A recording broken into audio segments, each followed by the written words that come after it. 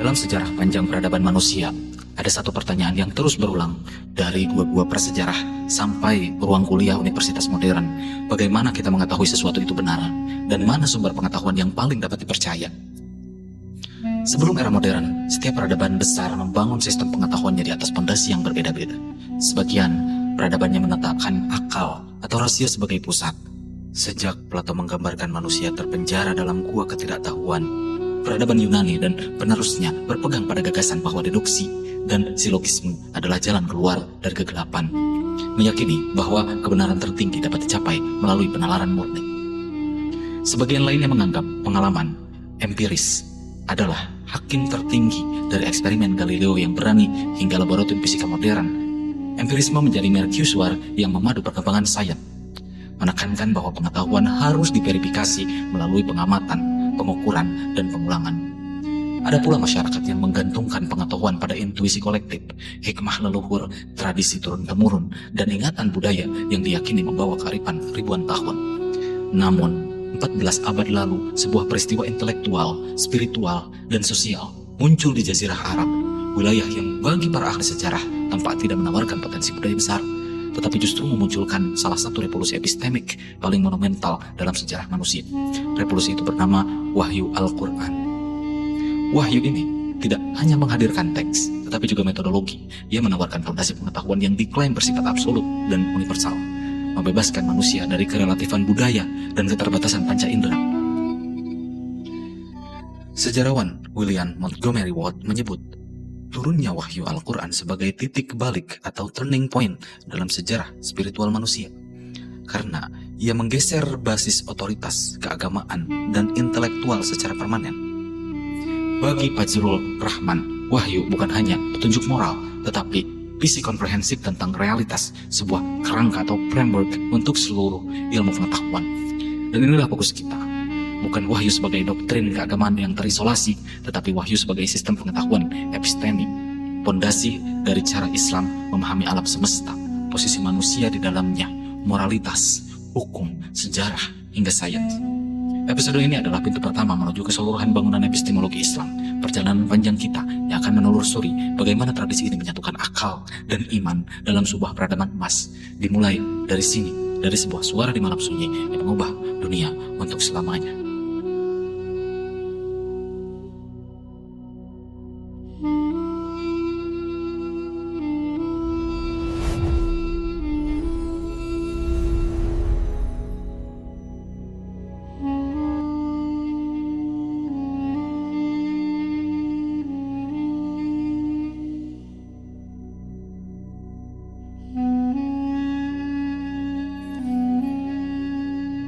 Wahyu dalam kerangka Islam bukan sekedar pesan spiritual yang lembut atau bisikan pribadi.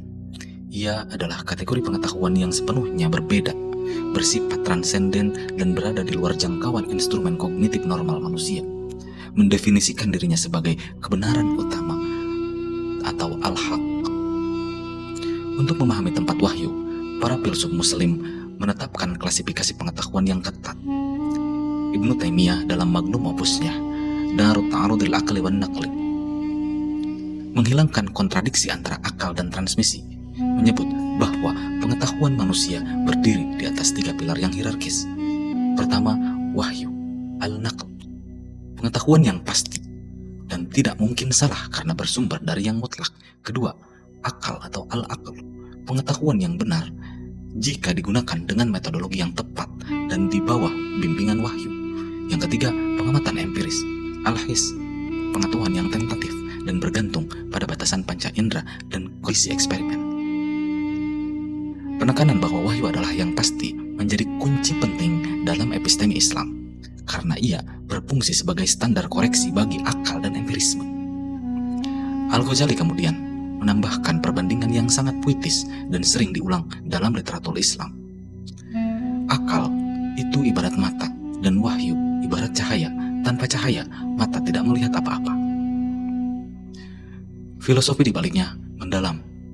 Akal memiliki kemampuan untuk memproses dan menalar, tetapi ia tidak memiliki kemampuan untuk melihat hal-hal yang tidak kasat mata atau yang berada di luar jangkauan pengalaman terestrial. Jika cahaya Dalam hal ini wahyu hilang. Mata yang paling tajam pun hanya melihat kegelapan atau ilusi yang diciptakan oleh dirinya sendiri. Begitu pula akal tanpa wahyu. Ia cerdas tetapi potensial tersesat dalam relativitas. Pandangan bahwa wahyu yang bisa dibilang sebagai sumber pengetahuan paling otoritatif bukanlah ide tunggal milik satu tokoh. Ia adalah fondasi yang disepakati dalam keseluruhan tradisi intelektual Sunni. Para ulama dari berbagai aliran, baik yang sering dianggap berseberangan di ruang publik muslim seperti Asy'ari, Maturidi, atau Hambali, justru sama-sama menempatkan wahyu sebagai puncak kepastian. Imam Al-Juwaini sebelum era Al-Ghazali sudah membagi pengetahuan menjadi 3, akal, indra, dan khobar shadiq dalam artian wahyu yang pasti benar. Fakhruddin Ar-Razi, tokoh Asy'ari yang sangat filosofis, juga menegaskan bahwa ilmu yakin hanya lahir dari 3 jalan itu. Bahkan Al-Maturidi yang sering dipersepsi lebih rasional tetap memandang wahyu sebagai hujjah tertinggi yang tidak mungkin dikalahkan oleh penalaran manusia. Perbedaan mereka bukan pada struktur pengetahuan, tapi pada metode membaca realitas. Sebagian lebih filosofis, sebagian lebih tekstual, sebagian lebih empiris, namun semuanya bertemu pada satu titik, bahwa wahyu adalah cahaya yang memberi arah, sedangkan akal dan pengalaman adalah instrumen yang bekerja di bawah cahayanya. Fungsi-fungsi utama wahyu dalam sistem pengetahuan Islam meliputi 1. Menggambarkan hal-hal yang mustahil diketahui lewat akal dan empiris, al-ghaib. Ini mencakup dunia metafisika, realitas malaikat, konsep akhirat, detail surga dan neraka, serta makna transendental dari eksistensi manusia.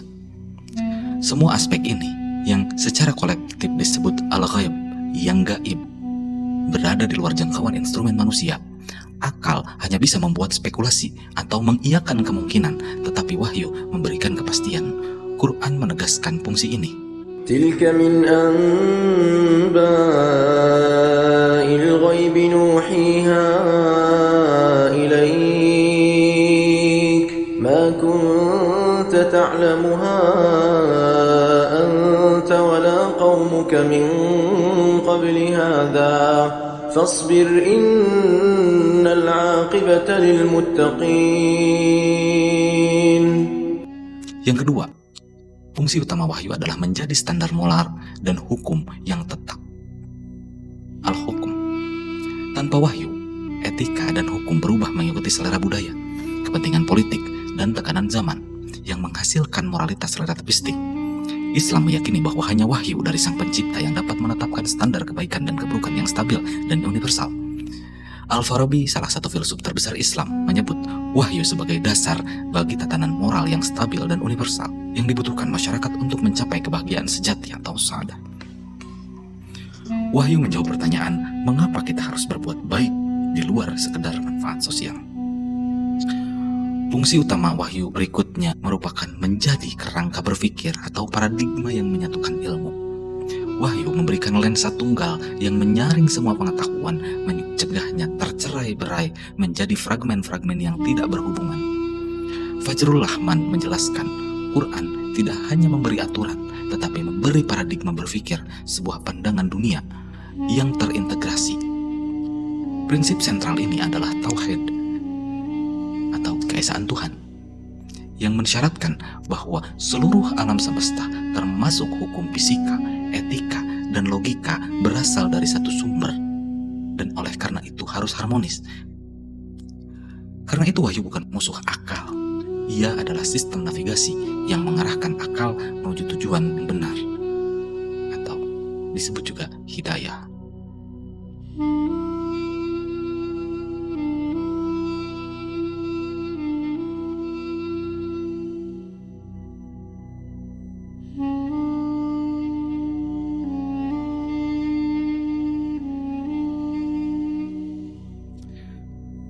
Penerimaan wahyu sebagai kategori pengetahuan tertinggi didasarkan pada 3 argumen kuat yang mengatasi kelemahan akal dan empirisme. Yang pertama, karena sumbernya tidak terbatas atau infinite source. Dalam logika Islam, otoritas tertinggi harus dimiliki oleh sumber yang paling sempurna. Akal manusia terbatas oleh waktu, ruang, dan bias pribadi. Pengalaman empiris terbatas pada apa yang dapat diukur dan diamati di dunia fisik.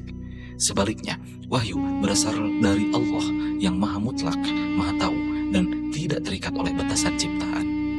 Sesuatu yang berasal dari sumber absolut tidak mungkin dikoreksi oleh pikiran yang terbatas.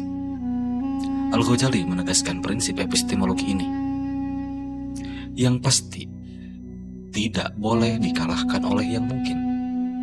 Prinsip ini menempatkan wahyu pada posisi prima facie, otoritas pertama, yang harus dihormati oleh semua bentuk penyelidikan rasional dan eksperimental. Kedua, mengapa wahyu dipandang paling otoritatif? Karena proses verifikasinya unik dalam sejarah manusia. Seperti tawatur dan sanad. Otoritas wahyu juga diperkuat oleh mekanisme pemeliharaannya yang ketat. Tidak ada teks kuno lain, baik keagamaan maupun sekuler, yang diverifikasi melalui kombinasi hafalan massal yang disebut tawatur, tulisan seragam, dan metode sanad atau rantai transmisi yang teruji. Metode sanad memastikan setiap ayat atau ajaran ditelusuri kembali secara historis kepada Nabi Muhammad SAW sendiri. Sayyidi Hikmat Nasir dalam bukunya menulis, tidak ada teks kuno yang memiliki mekanisme verifikasi seketat Al-Quran. Mekanisme ini memastikan bahwa variasi minimal dalam pembacaan pun dapat diidentifikasi dan dikatalogkan. Sebuah pencapaian filologis yang belum tertandingi. Angelica Knowles, seorang orientalis terkemuka, menunjukkan bagaimana manuskrip Quran paling awal memiliki konsistensi menakjubkan, khususnya dalam ortografi dan urutan ayat. Sebuah bukti pemeliharaan yang ekstrim yang jarang ditemukan pada naskah-naskah keagamaan lain yang sering kali mengalami perubahan, penyuntingan, atau hilangnya bagian teks seiring waktu. Yang ketiga, karena wahyu memberi makna, bukan sekedar informasi. Sains dan logika dapat memberi kita informasi dan struktur. Tetapi keduanya tidak mampu memberi makna universal dan tujuan hidup. Akal dapat menghitung lintas planet, tetapi tidak bisa mengatakan mengapa kita ada. Ibnu Rusdi menegaskan bahwa wahyu adalah asas makna yang tidak dapat dihasilkan oleh argumen rasional semata. Rasio menunjukkan bagaimana dunia bekerja, wahyu menunjukkan untuk apa dunia diciptakan.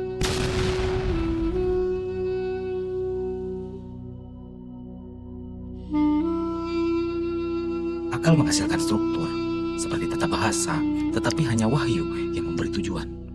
Seperti sebuah puisi, ini adalah dimensi telos, tujuan akhir yang hilang dalam epistemologi sekuler.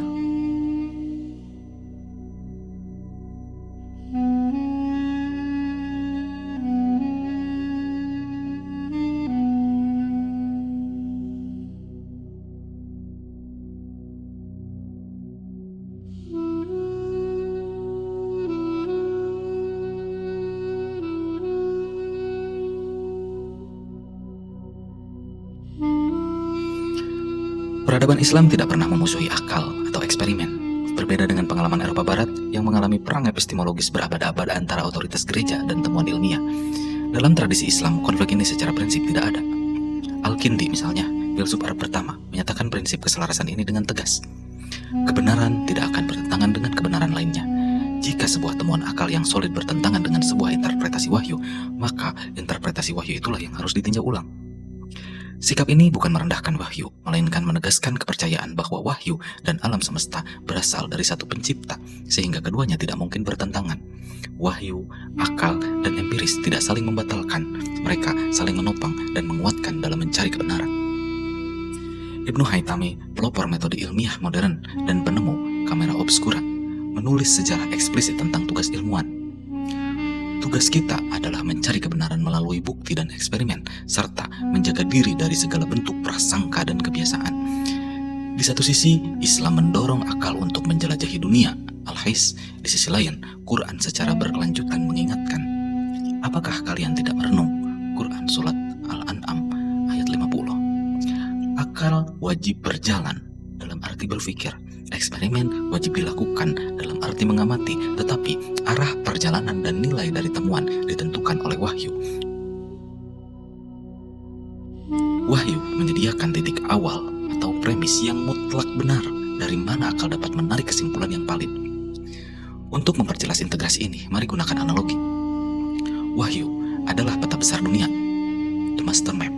Ia menunjukkan tujuan akhir, batasan, dan jalan utama. Metafisik, moralitas, tujuan eksistensi. Tanpa peta ini, kita tidak tahu di mana kita berada atau kemana kita harus pergi. Sedangkan akal adalah kompas. Ia digunakan untuk navigasi, memecahkan masalah lokal, dan menalar data. Ia hanya berfungsi jika diarahkan oleh peta besar. Tanpa peta, kompas hanya menunjukkan utara yang kosong. Empiris adalah jejak kaki di tanah atau footprint. Ia adalah konfirmasi fisik. Ia menunjukkan detail medan, suhu, dan kecepatan pergerakan kita. Tanpa jejak empiris, akal menjadi spekulasi kosong. Dalam sinergi ini, terciptalah peradaban ilmu, di mana seorang astronom seperti Al-Tusi juga adalah seorang ulama, dan seorang dokter seperti Ibnu Sina juga adalah seorang filsuf yang membahas metafisika.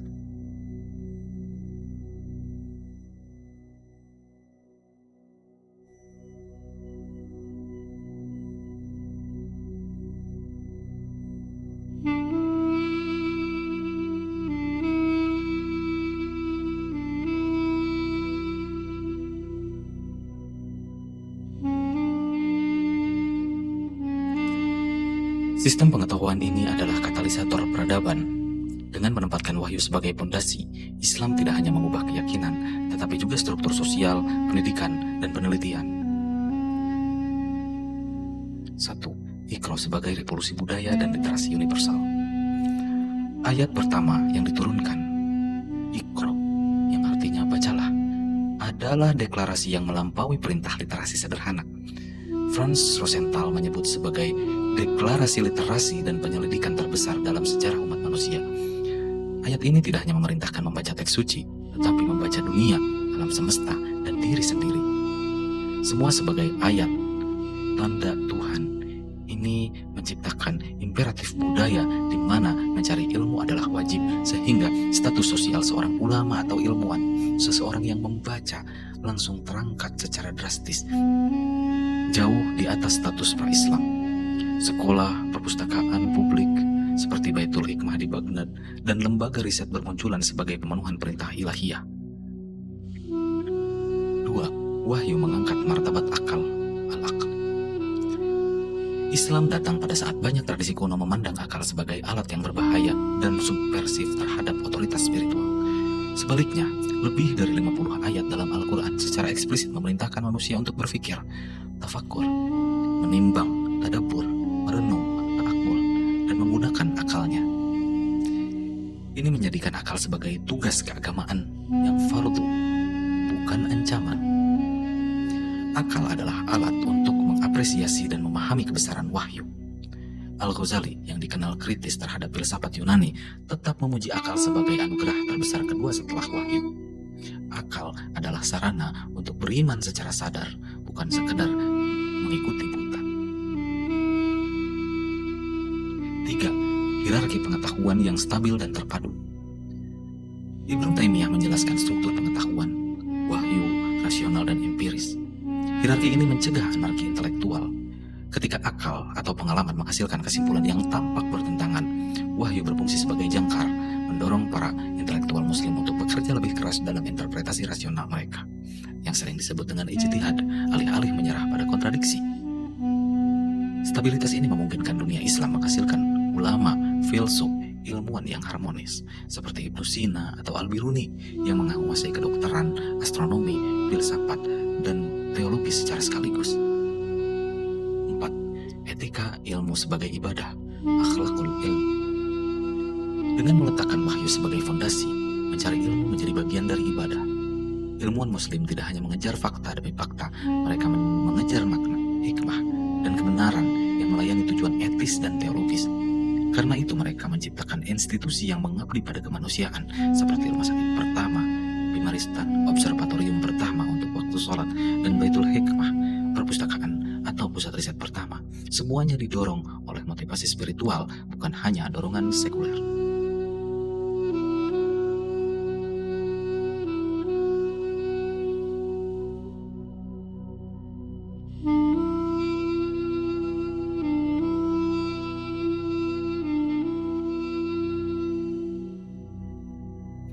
Di abad ke-21, kita menghadapi krisis epistemologis yang baru.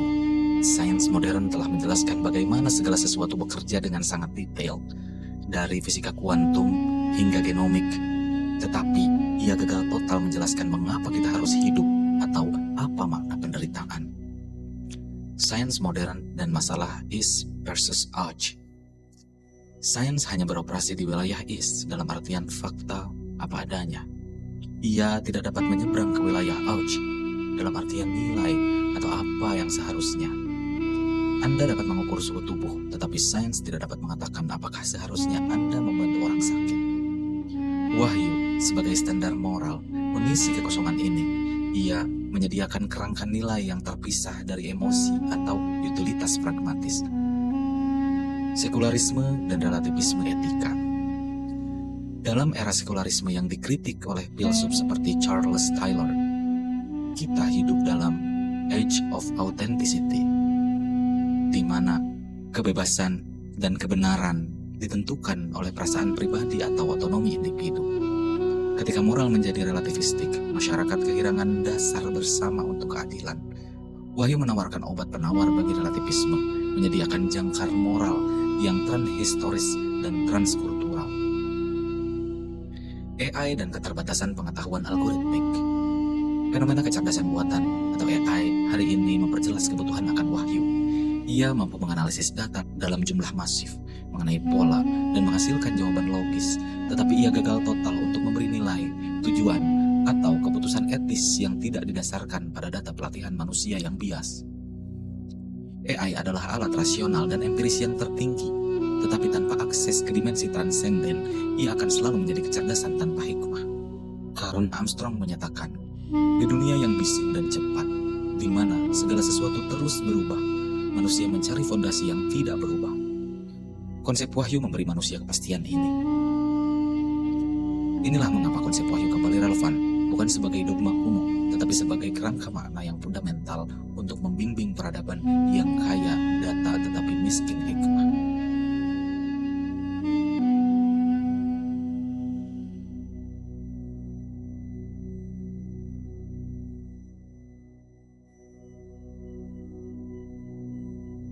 Wahyu adalah fondasi. Ia adalah master key yang membangun seluruh pintu epistemologi Islam. Tanpa memahaminya sebagai sistem pengetahuan yang mutlak, seluruh bangunan peradaban, ilmu fikih, filsafat, dan sains Islam tak akan dapat dipetakan, dan kita akan keliru memahami konflik yang terjadi. Episode ini baru saja mengungkap lapisan pertamanya. Di episode berikutnya, kita akan membahas pilar kedua pengetahuan Islam, yaitu hadis, sebagai wahyu kedua yang dibangun di atas disiplin ketat, yaitu sanad, ilmu jahr, wa ta'dil, kritik rawi, dan metodologi kritik teks yang jauh mendahului studi filologi modern di Barat. Kita akan menyelami bagaimana sebuah narasi lisan dijaga dan diverifikasi hingga mencapai tingkat kepastian ilmiah. Perjalanan kita masih panjang, melintasi ribuan tahun cahaya intelektual, dan ini baru permulaan.